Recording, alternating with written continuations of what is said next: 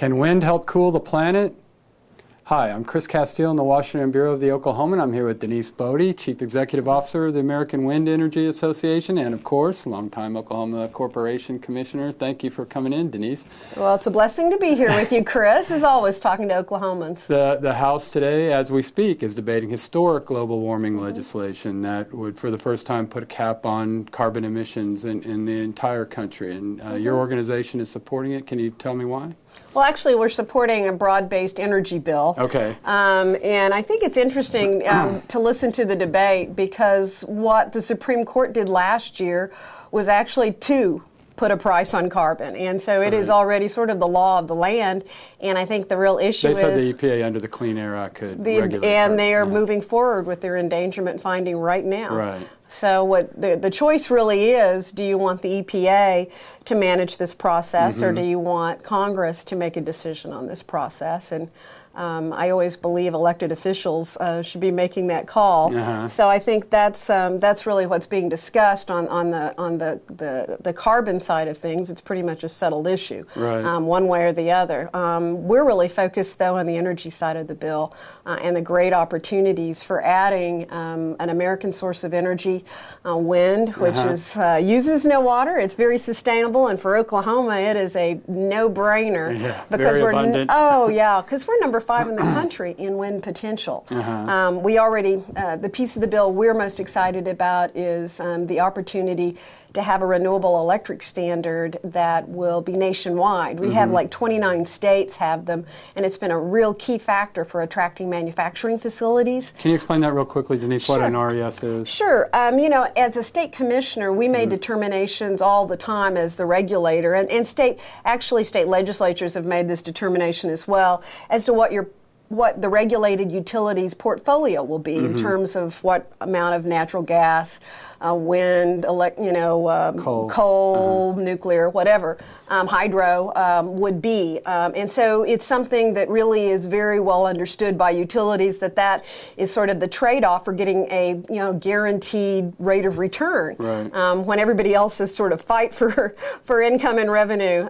So that's they have to provide power in the public interest. And so what has been designed in the United States at the state level and in 34 countries, including all of the European community, all of our the G8 countries and others, is they've got what they call a renewable electric standard, which says that electric utilities need to have a certain part of their overall generation portfolio be renewable energy, and it's at various rates. China has one that they've just implemented that it says they will have 150 gigawatt target by the year 2020. The state of Texas, state of Kansas, all our surrounding states have one. And it is the key factor in determining, in fact, every siting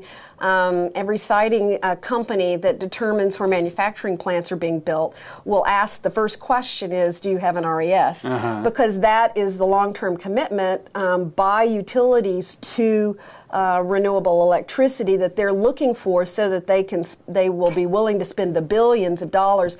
Building a manufacturing plant is going to be there for a long time and employ lots of people.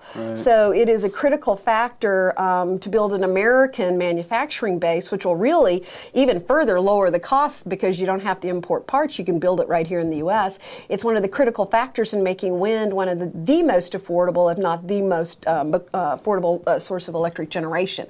So that's what's critical about this bill for us, is that it starts off in 2012, so at about 6%, and then goes up to about 15% by 2020.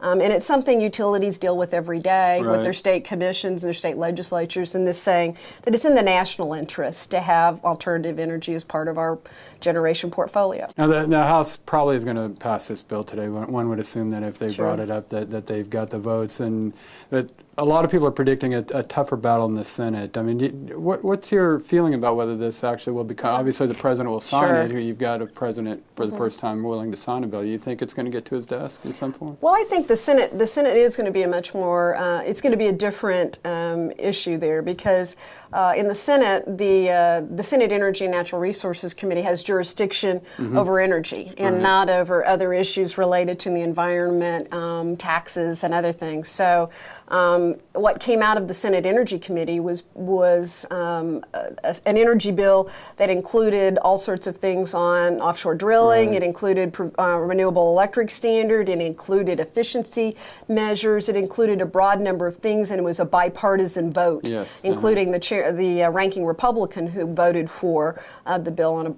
So it's a very bipartisan bill. When it goes to the floor, the debate will be whether they add the carbon provision either from Ways and Means, if they do a carbon tax, or a carbon cap and trade program from the Environment Committee. And so getting the votes to put something on the Senate floor will obviously be a much different prospect. So I think it's all kind of up in the air as to what will be the final product. One of the good things about the renewable electric standard is that it actually has passed both the House and the Senate before separately, and with the majority of states and the bipartisan support for renewable electricity, balancing a portfolio that really sort of is kind of unbalanced right now, to encourage new renewable and avoid cost is really going to be, I think, a very different prospect. So I think we're still going to see something. I think they're talking about after the August recess, and so that we might start seeing Senate action at that point. And so we'll just have to see, what comes out of the vote today. Thanks so much for coming in. I really appreciate it, Denise. It's been very helpful.